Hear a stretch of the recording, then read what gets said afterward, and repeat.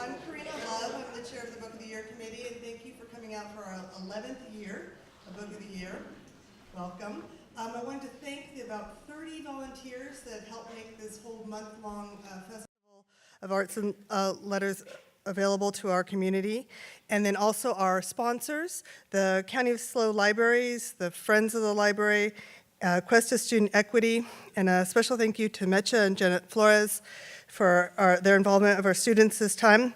And I'm now have the pleasure of introducing Mark Sanchez, our VP of Student Services, and, I was supposed to remember this, College Centers. Welcome.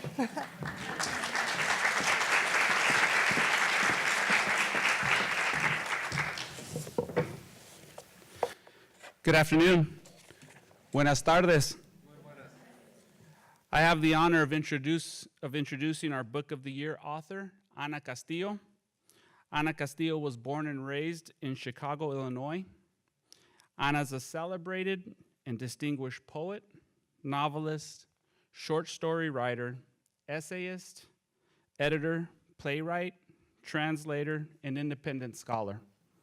Ana has contributed to periodicals, online venues, and national magazines, including the Sunday New York Times.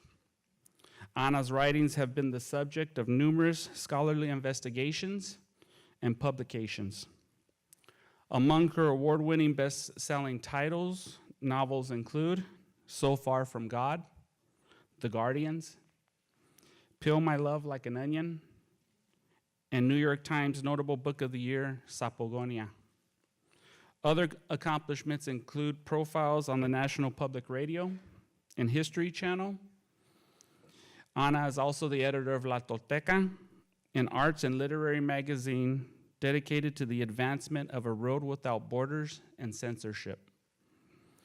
Ana has been presented with numerous awards throughout her career, including the Carl Sandburg Award, Mountains and Plains Booksellers Award, the 1998 Sor Juana Achievement Award. Con mucho orgullo, es un honor y placer presentarles a Ana Castillo. With much pride, it is my honor and pleasure to introduce Ana Castillo.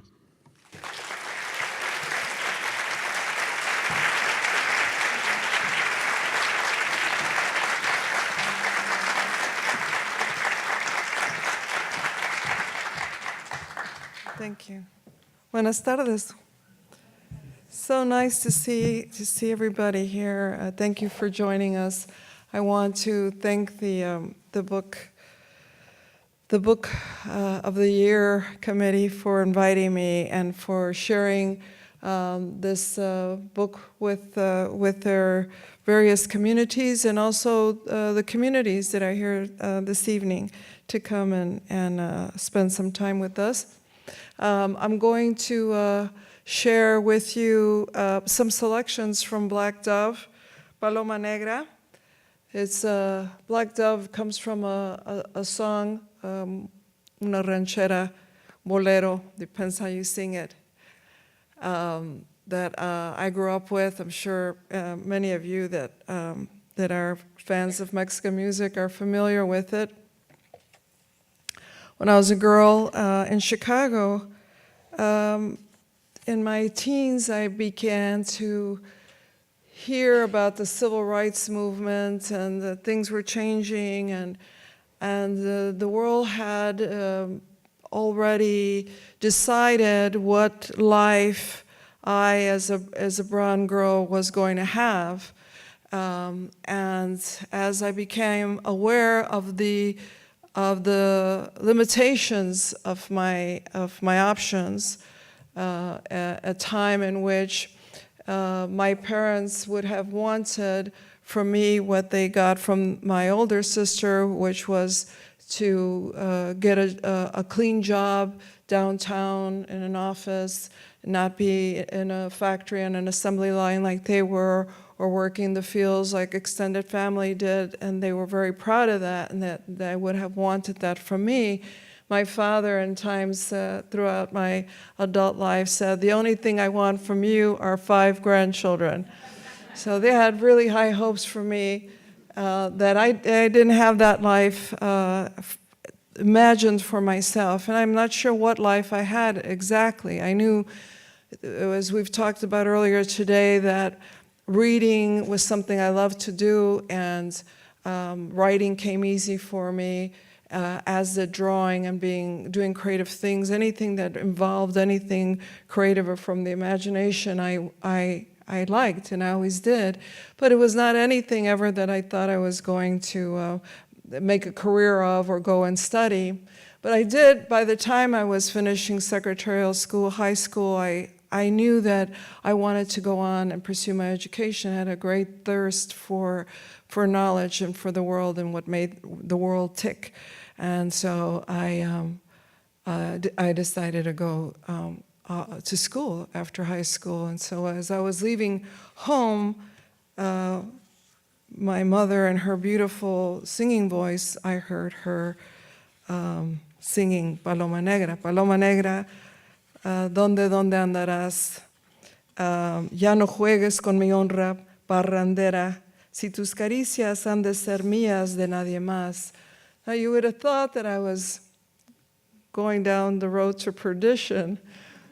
I had actually just registered at the community college at the city college downtown, which was commuter, and of course I was going to come home, and I did come home too many times after that throughout my the following years, but they did see that as a great tragedy at that time that I was not, that's how I would leave home rather than have left home as a bride or stay home and go to my job downtown.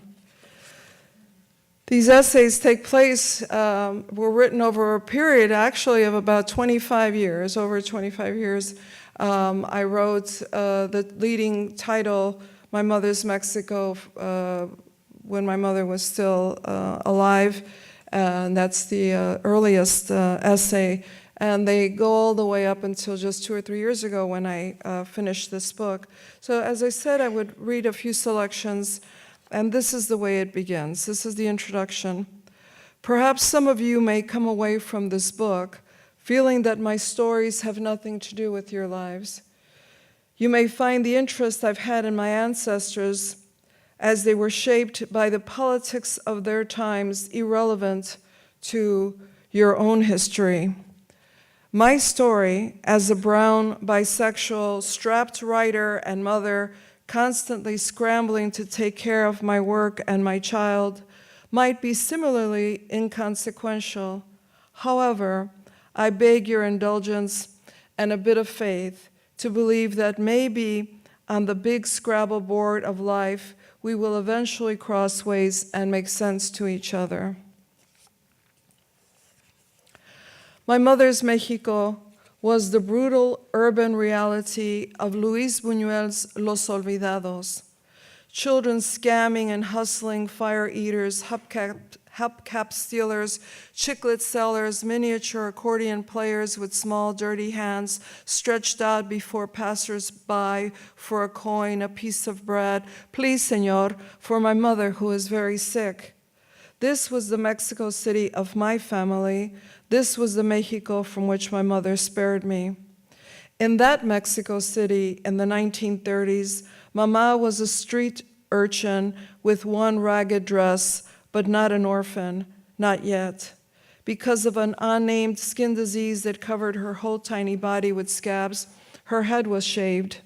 At 7 years old, or maybe 8, she scurried quick and invisible as a Mayan messenger through the throngs of that ancient metropolis in the area known as La Villita, where the goddess Guadalupe Tonantzin had made her 4 divine appearances and ordered El Indio Juan Diego 4 times to tell the Catholic officials to build her a church. Yes, and off he went, sure-footed and trembling.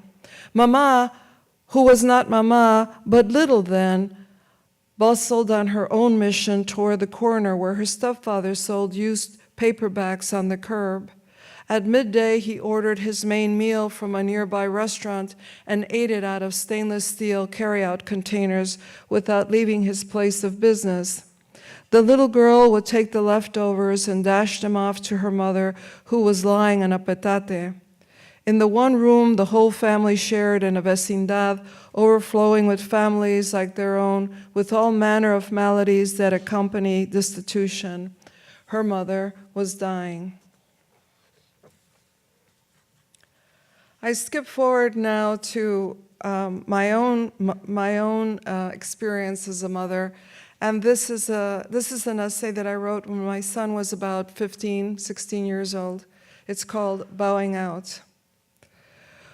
Whenever Mijo wants to come into my bedroom, he knocks, of course. It's something he learned how to do at 5. But in the last couple of years, before he enters, he gives me an Eastern-style bow and says something in Japanese, I think, which I don't understand.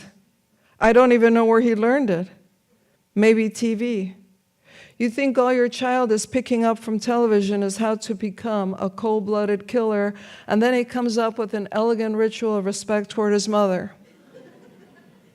I am thinking about this because my only child is now 15, and he is beginning to separate. At the brink of adolescence, I heard the first tear at the seam, but he was still a clumsy duckling returning every day to the fold of his mother's wing. Now he is nearly 6 feet tall and will start shaving soon. He's kind of got a girlfriend. He comes into my room, his single mom's room, usually accompanied by his little dog, Rick. The dog is less certain that it is welcomed into this forbidden domain than his master and hesitates when Mijo is invited in. I am usually not in the middle of anything that can't be interrupted, my laptop propped on a pillow, or frayed tarot cards out for a little nightly musing, or I'm reading or doing all three and listening to a jazz program on Chicago National Public Radio. I am always decent, which is how a woman who sleeps alone usually dresses for bed. No gratuitous nudity on my own account. Before you know it, my almost grown-up boy is sneaking under my comforter and trying to get the dog to hop in too, which it does not do, being that the dog is no fool and understands the hierarchy of command in our household. Do not, if you know what's good for you, jump on the mama-san's bed. We have our little chats then, my almost grown-up son and I, about his grades at school, homework, what money he needs now and for what, or about how each of us is at where each of us is at in our lives on that given day. Are you in a relationship? I ask him. I say that word because I've overheard him use it on the telephone with his best friend. I'm trying to imagine what relationship could mean to a pair of 15-year-olds. I don't know, he says. I guess he's trying to understand what it means to him too. You're too young, I say, predictably to him as the strictest mother he knows. You're like a green corn, you're not ready to give anything, too green. And you're too old for a relationship, he says, also predictably as a teenager who has to get in the last word. It doesn't have to make any sense as long as it's the last word. Well, I'm not in any relationship, so it's a moot point at the moment. But I must admit, he's got me there. I'm pretty content dancing solo and like a bona fide bachelor getting very accustomed to my habits. I'd say bachelorette, but it would call to mind the dating game show, and that's something I really won't do anymore, not to mention the fact that I can recall that program very likely makes Mijo's point. Maybe my wise 15-year-old is right. Perhaps I have gotten too old for a relationship.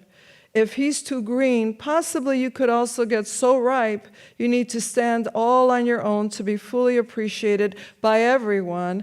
No compromises, no 50-50 sharing. Most importantly, no shared bathroom. There are 2 basins in my bathroom, but one is used for a flower pot. But what I say to my son is this: go to bed. I pay the bills around here. I can do whatever I want. I'm the man of the house, he says. I can't believe my ears. Before I have a chance to react, he adds with a teasing smile, I'm the man of the house because I'm the only man in the house. I am the woman of the house, I say. And Rick is the dog of the house, he says, with a full-fledged grin, and puts his head on my shoulder. Suddenly, he's not 15 and ready to soar off into new horizons to escape the nagging, oppressive ball and chain previously known as mommy, but a peaceful, trusting child who, like his mother, and yes, even like the dog and every other living thing on the planet, is just trying to figure out where he fits to keep everything balanced and in harmony. Good night, I say to my son with a kiss on his forehead, now covered with an outbreak of teen acne. He gets up, the dog scampers out quickly behind him. Mijo at the door turns around, bows, and bids good night with his Japanese phrase. I wish I knew what he was saying, but I've never asked him. It's one of the many new things about him now that are him and that I'm not expected to understand. Just let be. So, we go to, I'm sorry, my trusty little bookmark slipped into the page. So we move forward another 15 years or so.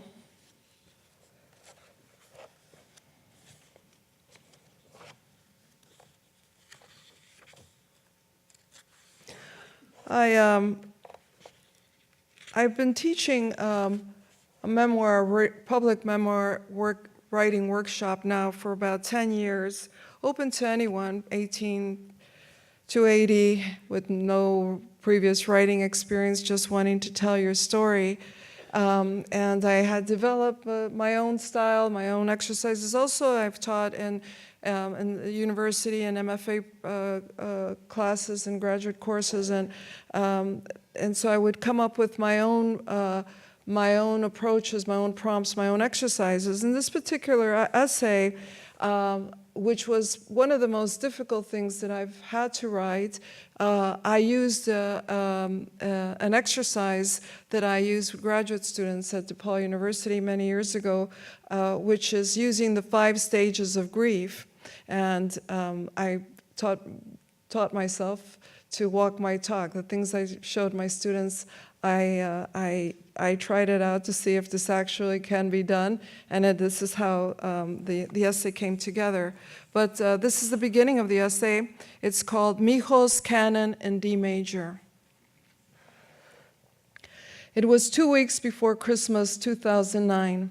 At 26, my college graduated, family man with a toddler, fully employed, Mijo, committed a senseless robbery.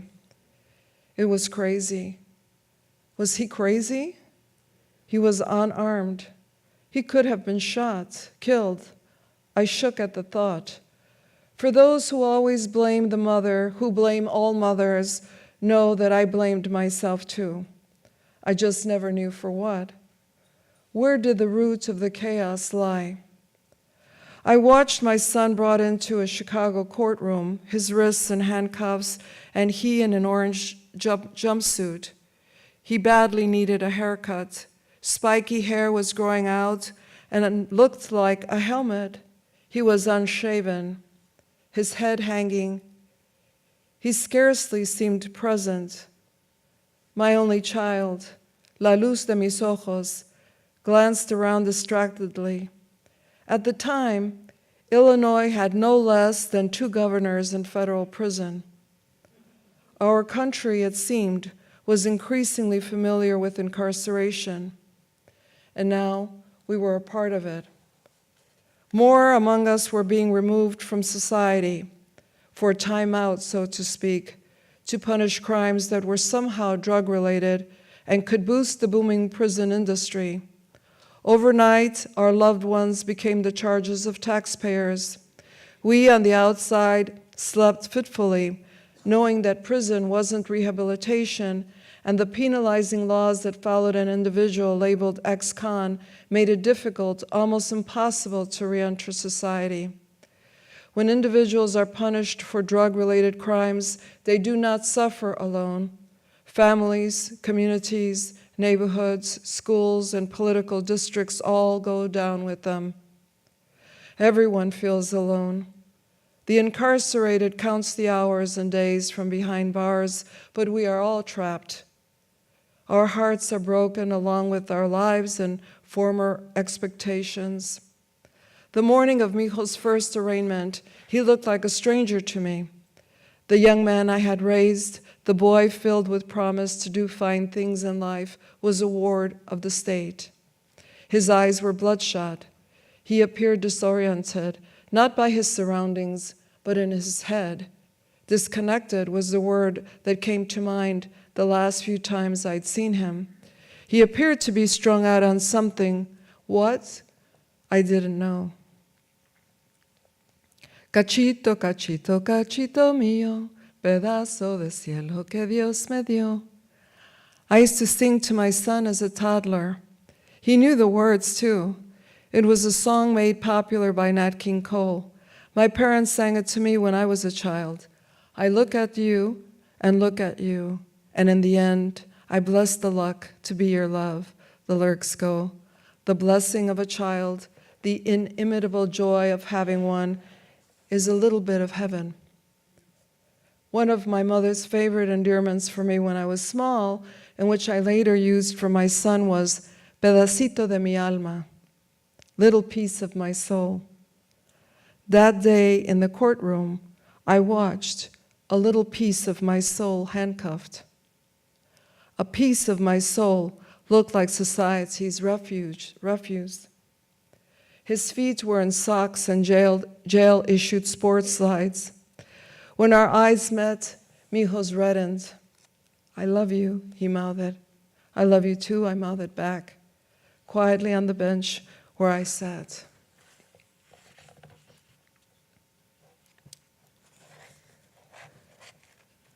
I'd like to read a little bit of something to you about my mom, my mother, myself, and my son.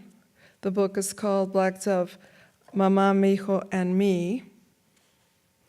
And this is also an earlier essay. It's called Her Last Tortillas.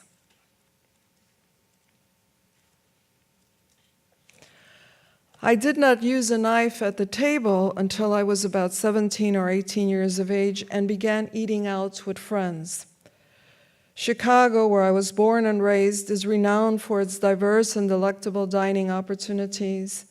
But at home, the custom had always been to eat with a fork or a spoon if absolutely necessary, as with soup, and with the tortilla. The tortilla served as bread, but also as a utensil.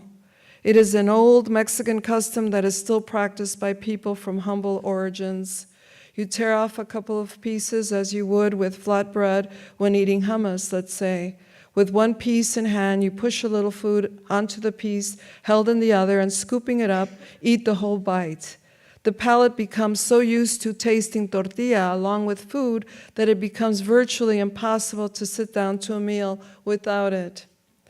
Until I was 9 and she passed away, we lived with my paternal grandmother in her flat. My parents met in Chicago. Abuelita, who may well have been my great-grandmother, I suspect now, so advanced was she in age, introduced my parents. My mother had just migrated to Chicago with 2 small children. A year later, Mama and Dad were married, and a year after that, I was born. Abuelita arose every day to the task of making flour tortillas. She was from the beautiful state of Guanajuato, where people ate corn tortillas. However, after moving up to El Norte, my little grandmother took on the preference for the kind that were made with white flour. My mother, American-born, was raised in Mexico City. She always preferred the corn tortillas. But my father, used to Abuelita's homemade flour tortillas, insisted on the flour ones. Corn tortillas are very good and what I prefer at home today, if only because they are healthier. But the choice sometimes takes willpower. There is hardly an aroma more enticing than waking up to the smell of coffee brewing and flour tortillas roasting on a grill. They are good reheated, but freshly made with melted butter and rolled up, they are to die for. Mama went off to work before dawn, taking buses to the factory. My earliest breakfast memories are associated with Abuelita at her red formica table making tortillas. As a child, my assistance took the form of play. I was given my own ball of dough with which I tried to mimic my grandmother's motions. I made little tortillas, which also went on the hot grill. Abuelita passed when I was not quite 10. Since Mama had a job outside the home, on Saturdays, her day off, she prepared the several dozen tortillas which were to last the family throughout the week. This went on until shortly before my mother's death. Unlike with my doting great-grandmother, Mama had no time for play and was short on patience.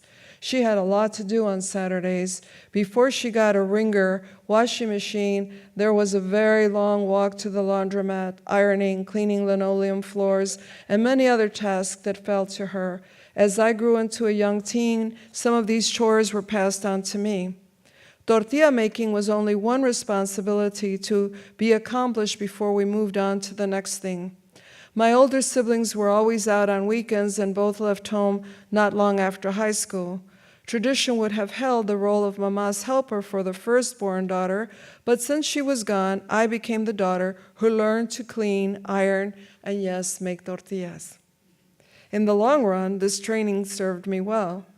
Whatever image one has of a feminist at home, I've always taken pride in the upkeep of my house and kitchen. When my mother's health declined and I was entering my 40s, I took on the difficult task of relocating with my son, moving into her 2-flat building and caring for her for the next 2 years. Mama did not want anyone to come in and clean. She did not always feel comfortable with people seeing how feeble she had become with illness.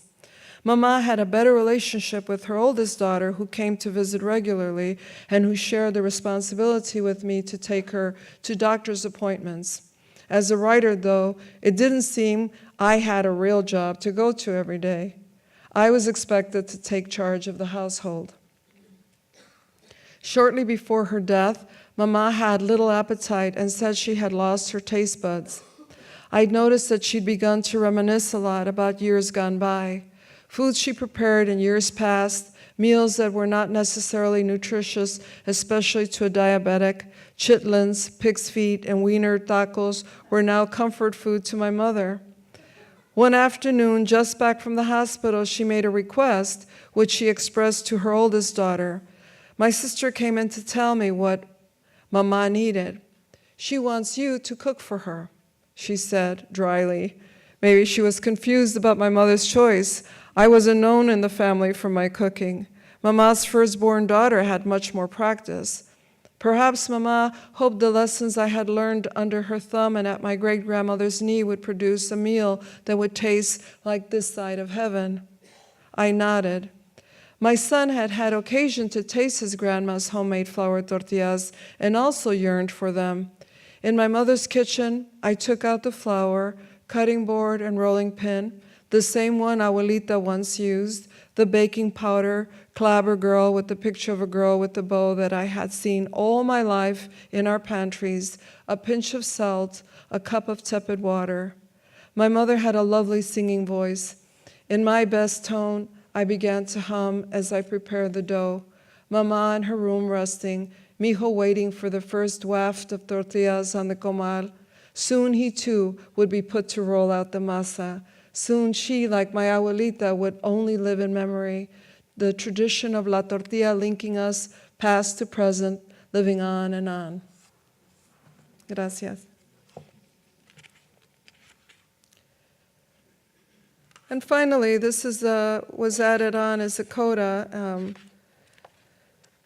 in this story to leave you. I am not a political scientist or a historian, but a poet.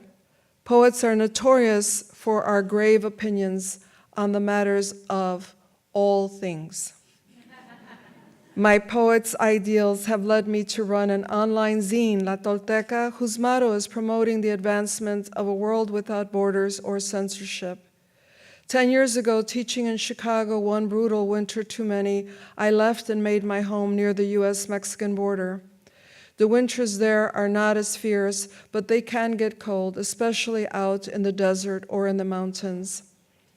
Many years ago, I was invited to participate in an event at the United Nations on women and literacy. There was at that time a lot of enthusiasm over my novel, So Far From God, about a single mother with 4 daughters in New Mexico. Frustrated and despairing whether life could ever improve for her, the mother runs for mayor of her village. I was honored that my novel was selected for such an important venue. But at some point, it was noted at the UN that despite my name and the book that they had selected, I was not Mexican.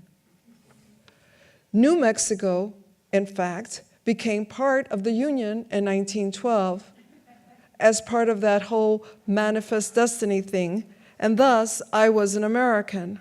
The American writer they had already chosen was the wonderful Grace Paley, so they proceeded to identify an academic writer who made her life in the United States but was born in South America to represent Latinas. There was no place for a U.S. Latina writing about ancestral lands now part of the United States, and I was uninvited. Today, we still have the difficulty of accepting that we are all here together, that human beings will migrate by foot, train, raft, or ship to form new communities and economies. No ethnic group en masse is ever freeloading. All people everywhere at some time endure the challenges of survival. We remain hopeful for humanity as a whole, even as we reluctantly contemplate the consequences of human impact on this earth.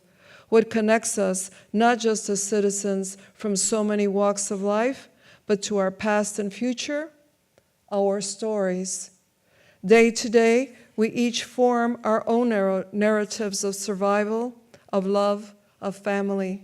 I've dedicated my life to forming my stories, which I hope, above all, you enjoy. Thank you.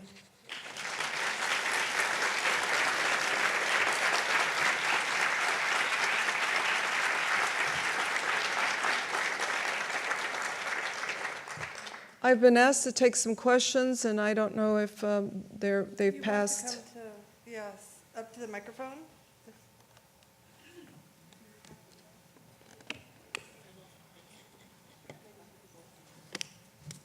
Well, and if you want to write your question or card if you're not comfortable, we'll collect them and hand them in. Hi, and I really enjoyed your book. It was very inspiring, Thank and I'm happy to be here interacting with you. Thank you. I just scribbled down 2 questions really quickly. One is, how is your son doing? And then the other is, what is your next project? Thank you. Thank you for asking. My son is doing great. It's a story with a happy ending. Now he's a grown man. He's in Chicago. He's a devoted father to the little girl that I mentioned in the book, who's 11 years old now. So he's very dedicated to her. He's got a full-time straight job, a nice woman in his life, and maturity, I think, has finally settled in with him. And he's working stiff like the rest of us. And he does do some writing. He's very creative. He's very creative in many different ways. So he just had a poem published in Fifth Wednesday Journal, and he's working on an autobiography. So he's doing very nicely. Right now, what I'm doing is getting back to my writing. I'm coming out of a very dark place where I stopped writing for the last 2 years, since November of 2016. I stopped writing.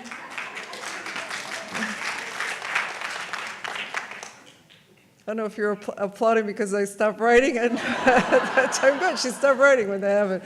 Or because you get it. Everybody else stopped writing at that time. I felt that there was no point in writing anymore after over 4 decades of advocacy and activism, and so much to have ended up at the inevitable place of darkness. I didn't think I had anything to say that would make a difference, but I'm feeling much better now. So I am. What I did start doing around exactly that time is I went back to my visual creative practice, and I was drawing more as a meditation. Thank you. And so I'm going back to the writing with poetry, and some of these poems have been going over the last few years. Rather dark poems from 2016 to 2018. And including them with my drawings that I have been producing almost on a daily basis. So if you'd like, on anacastillo.net, you could see some of the artwork, some of the drawings is on there.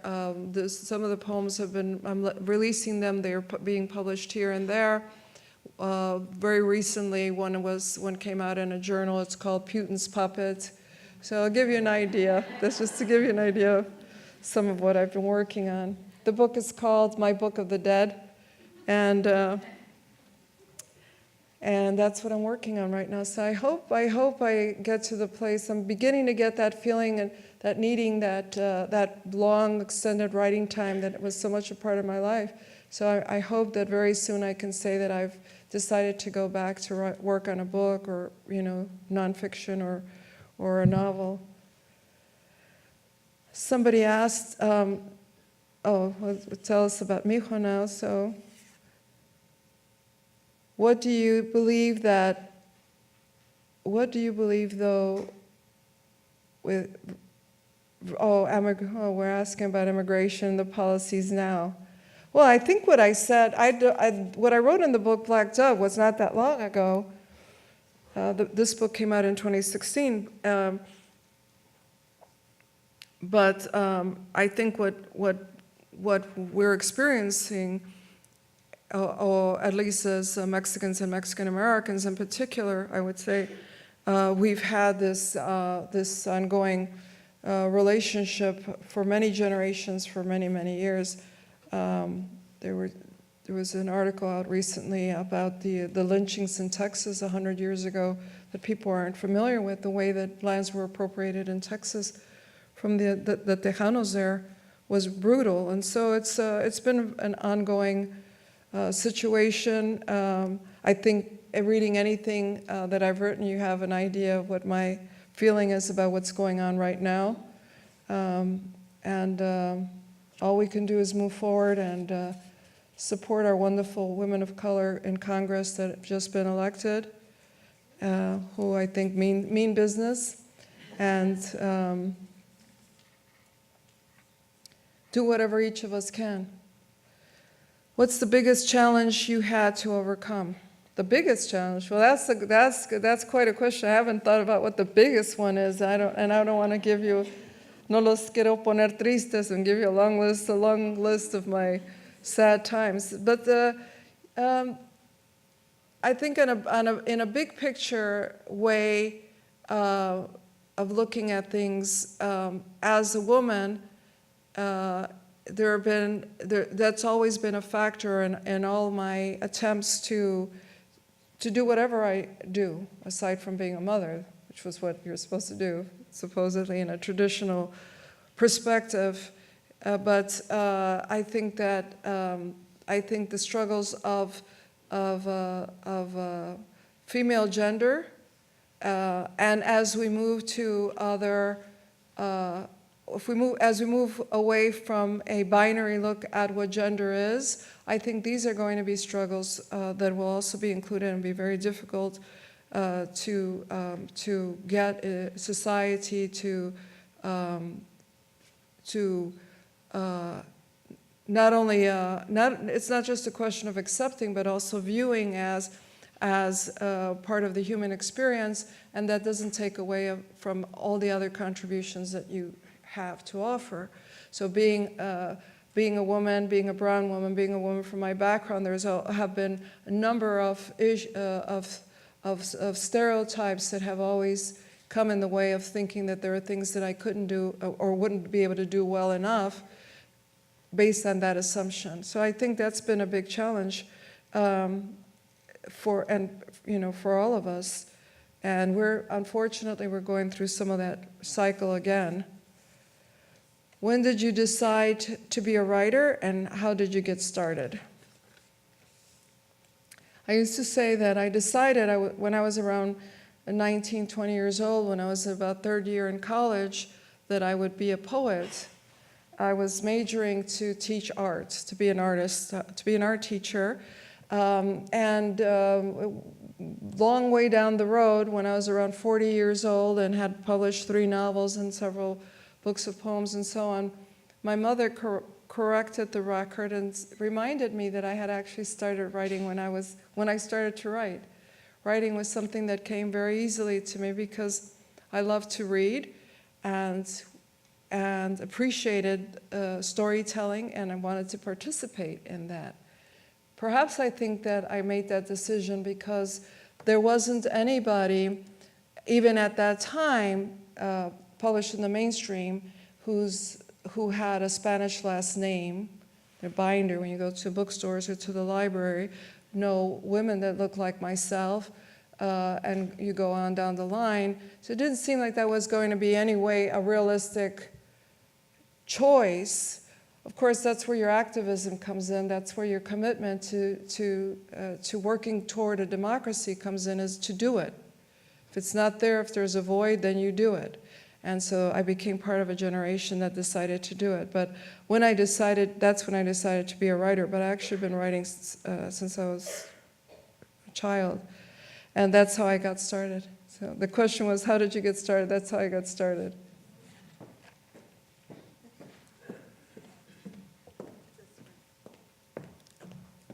Thank you. Are you that shy? You don't want to ask out loud? I'm shy too. I'm very shy. You can see it that I'm very shy. Please say more about your belief in a world without borders.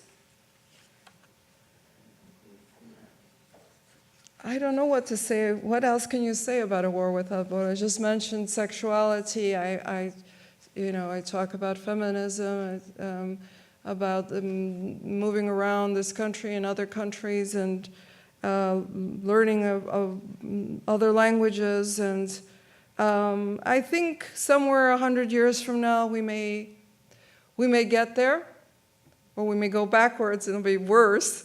But hopefully we can get to that place where we understand that we have that many more things in common than we have difference. And I think that's what we're talking about. I'm talking about all kinds of the imaginary borders as well as the actual borders. It wasn't until 1924 that the Border Patrol was set up along the U.S.-Mexico border. Before that, people were pretty much going back and forth. Well, it was an imaginary line. It used to go all the way past here. Not that long before that time. So that's what I feel about borders. What's your top tips for becoming a writer? This is what I would say to anybody, any age, any background in writing, and that is read, write, and then rewrite. Those are my top tips on being a writer. Hi, thank you for your excerpt on the last tortilla. Thank you. My Mexican-American grandma, I have very fond memories of her. We wouldn't hand make tortillas, but we would flame them over the gas flame and cover them in butter and sit at the table and eat them. She passed away last weekend. Oh.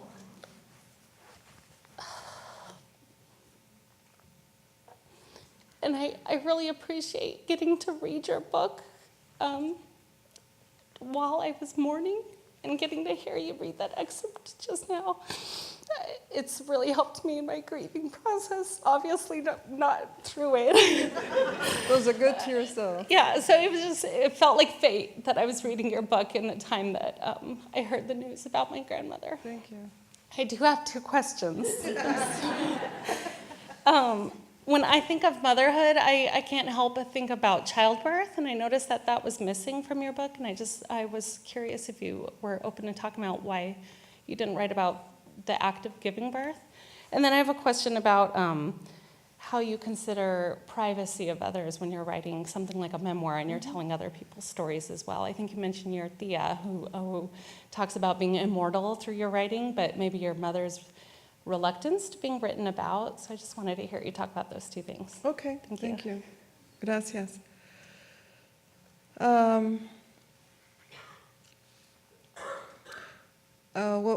Starting from backwards, how you deal with people in your memoir. The most critical part in this particular collection, I think, had to do with my son, and I did tell him about what I was writing, and I did share with him the very earliest drafts.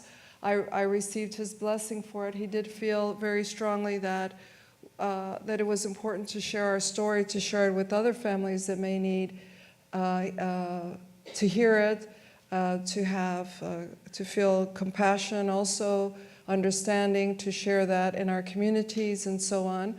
My mother did, in fact, say to me, she was very different from my tia. She said to me, we were not always the best of families. We were not the worst of families. Please do not write about us. She didn't like that. My tia, her sister, who I have a long, florid essay about in the book, loved it. So when my mother said to her, she's writing about us, my tia said, so what? I want her to write about me. She's going to make me immortal. So she's been very happy. She had a very different view about it.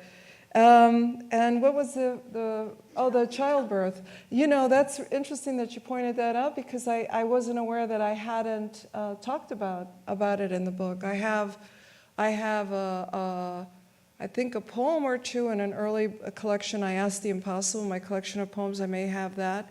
My son was actually a siete mesino. I had plans to have him a natural childbirth, and they all went out the door when I went into labor 2 months early. And as I said, he's over 6 foot tall now, and so he grew up, he caught up. But he was a preemie, and so it would be something to have mentioned, but I think or discussed as part of the story there. But I think I was very focused on getting through that period of time that we were going through. I was writing it at that time, so I think that a lot of other things didn't come to mind.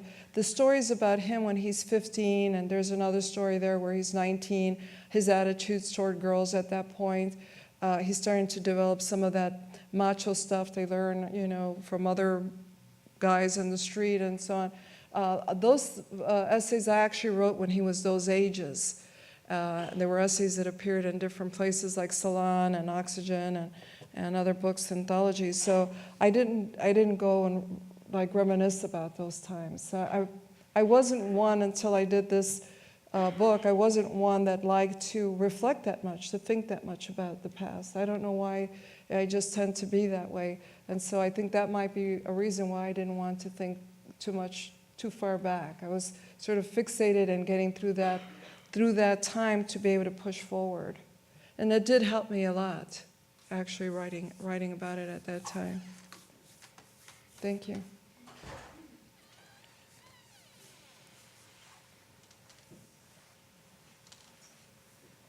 Thank you for sharing your stories. I wanted to ask, as you said, your parents expected you to get an office job in downtown. How did your parents react when you became a writer? My father died I had a couple of books out, and he was scratching his head. They were kind of wondering, well, whose daughter is this? Where did she come from? See, they didn't see success. He didn't. It was like the weirdest thing. And I hate to say this, when he was on his deathbed, and he was a youngish man, and he said something like his last words of advice was like, "Don't get on drugs. Don't take drugs." I was getting a PhD. I was coming up with a new novel. Got my son right there. What are you talking about? So that was his view of me. And I remember I walked out of the room and I said of course, the daughter with the office job and the perfect daughter, I said, you know what he just said to me? He said, don't get on drugs. She said, she looked at me and she said, he should say that to me. I feel like getting on drugs. So and my mom, she got to see, after So Far From God, she got to see that, some of that. Like I said, she couldn't figure out I was taking care of it. She didn't get it. My sister went to work in the gleaming office. Is like one of those animation movies where it's like shining lights are beaming off the glass of the building. And I was there with her, and she was trying to figure out, how do you make a living? I'm writing at home. She still couldn't figure out how I was earning my living, how was I able to make things happen, where was my job? Even though she had gone to a few events with me, and she was sort of aware, and I was in the newspapers. This was in Chicago all the time, and the Tribune, and the Sun-Times, and I was a radio essayist for a while and stuff. They didn't quite get that. She did see it, and it's interesting because I think it's a meaningful way also. Her relationship, I was her daughter, her relationship was with me, and she wondered about these stories. Where did I get these stories? Where did I get this urge to write about these stories? More than anybody publishing them or what they mean out there. And she was very keen on me not writing about our family and about people. And she picked up So Far From God, and she was reading it because so many people, everyone was talking about it, reading it. She's reading it, and I gave the name of my actual family doctor, the doctor that delivered me, to the doctor in So Far From God, Dr. Tolentino, and she called me up and she said, "Nadie se te escapa." It's like everybody I met, I have to write about them. It was like bugging her, but that was about it. That was their sense of it. Welcome to San Luis Obispo. Thank you. They may take you out for a fancy dinner tonight, but you could do worse than Ariana's at Morro Bay. Their kitchen cooks with some ingenuity, and the price is right. I've never written long things, but I imagine you work with an editor on books and essays and short stories. But poetry seems like such a personal creation. Do you admit the help of an editor for things like poetry, for your poetry?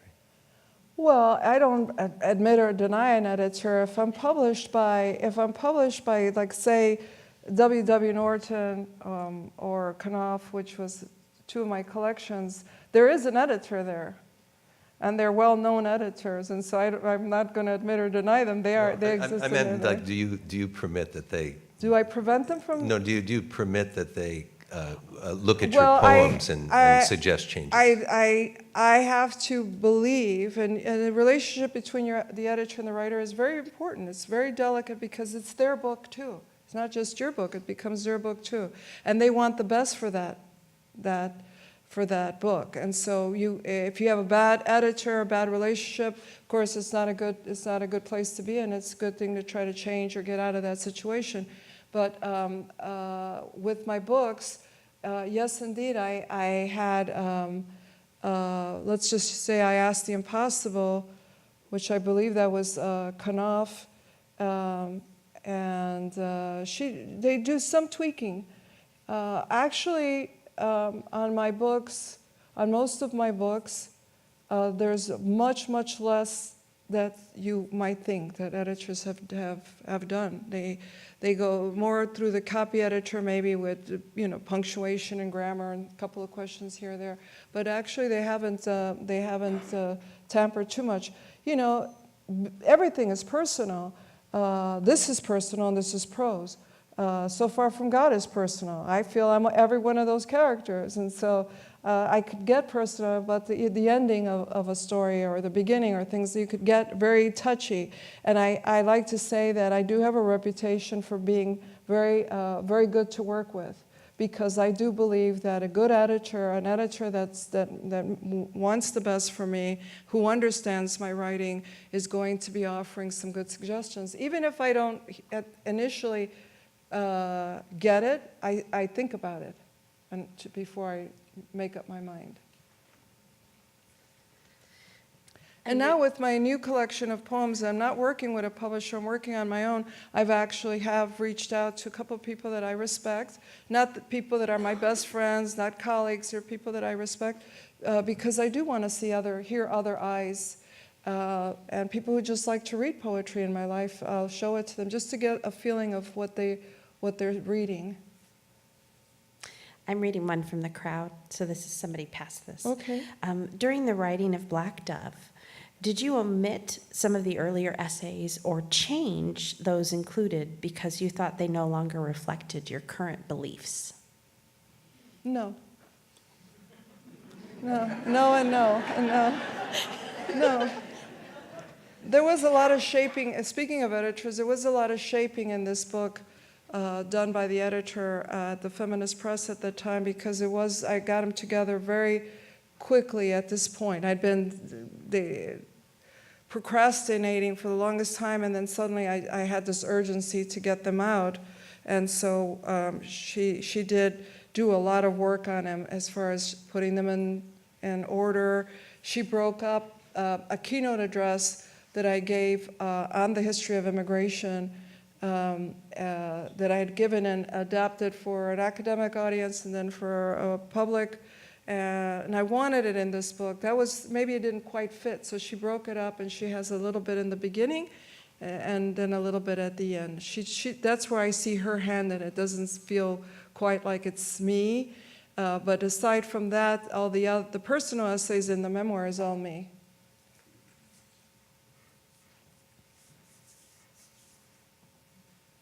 Should we do some book signing? Sure, yes. Well, thank you.